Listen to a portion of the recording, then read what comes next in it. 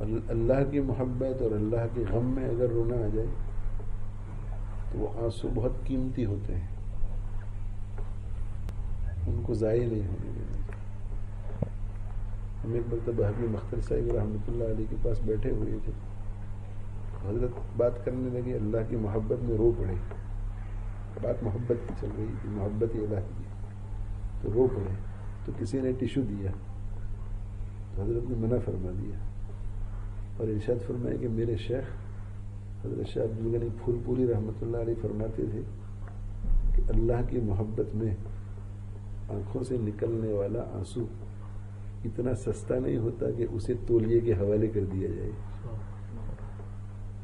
اور پھر حکیم صاحب نے ایسا کیا، ایسا کر کے چہرے کے اوپر مل دیا۔ تو اللہ کی محبت یا اللہ کے غم میں جو آنسو نکلتے ہیں تو اس کی نسبت اللہ کی طرف ہے، تو اگر کوئی ٹیشو سے پہنچ بھی لے تو حرج کوئی نہیں ہے، لیکن اس کو تبرک سمجھ کر کے، اس لیے کہ آج کل تو اللہ کی محبت یا اللہ کے خوف میں آنسو بہت کم نکلتے ہیں، کبھی کبھار نکلتے۔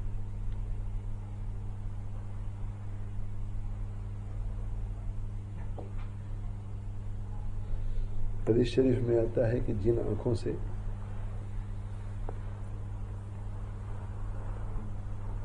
اللہ کے خوف میں آنسو نکلتے ہیں وہ آنکھیں جہنم میں نہیں جائیں گی۔ تو ایسا تو نہیں ہوگا نا کہ پورا جسم جہنم میں جائے اور آنکھیں باہر چھوڑ کر کے جائے، اس کا مطلب یہ ہے کہ اللہ تعالیٰ شامل پورے جسم کو۔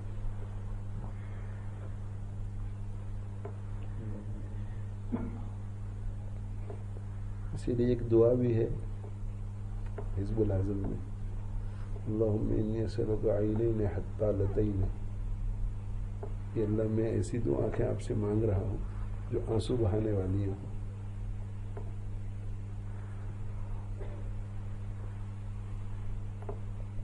اللہم انی اسألک عینین حتالتین تسقیان القلب، شاید ابھی یہ ہے، یعنی ایسی دو آنکھیں آپ سے مانگ رہا ہوں جو آنسو بہانے والی ہوں اور جو دل کو سیراب کرتی ہو، یعنی آنسو بہا کر کے دل کو سیراب کرے۔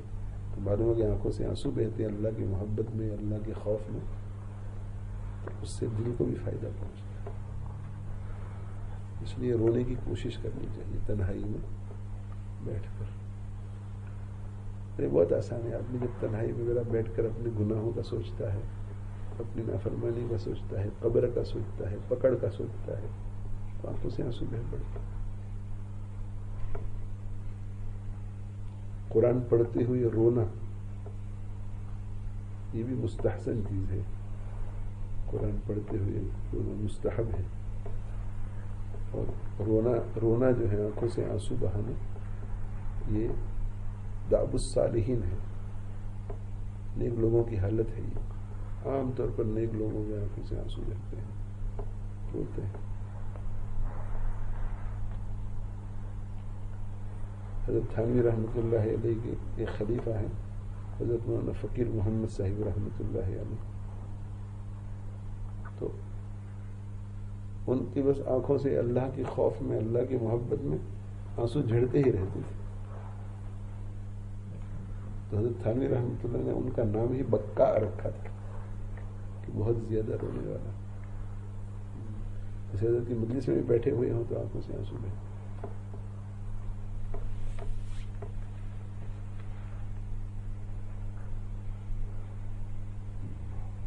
اور حدیث شریف میں بھی آتا ہے کہ اللہ کے سامنے جب تم دعا کے لیے ہاتھ اٹھاؤ تو رو، اور رو نہ سکو تو رونے جیسی شکل بناؤ، رونے جیسی شکل بناؤ گے تو اللہ رونا بھی نصیب کر دے گا۔